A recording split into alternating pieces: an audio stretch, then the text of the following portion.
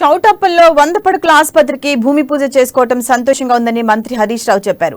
నల్గొండ జిల్లా చౌటప్పల్లో 100 పడకల ఆసుపత్రికి మంత్రులు హరీష్ రావు, జగదీష్ రెడ్డి భూమి పూజ చేశారు.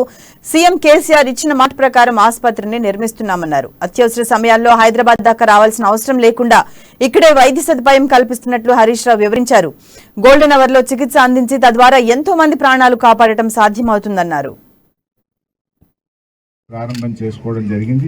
అదే విధంగా గౌరవ శాసనసభ్యులు నాంపల్లి, మునుగోడు 2 పిహెచ్సిలను కూడా 24/7 పిహెచ్సిలుగా అప్గ్రేడ్ చేయాలని, అదే విధంగా చండూరు, నారాయణపూర్ పిహెచ్సిలను కూడా 24/7 పిహెచ్సిలుగా ఈ 4 పిహెచ్సిలను అప్గ్రేడ్ చేస్తూ అక్కడ మరి వైద్యులు, సిబ్బందిని కూడా పెంచాలని ఎమ్మెల్యే గారు కోరారు.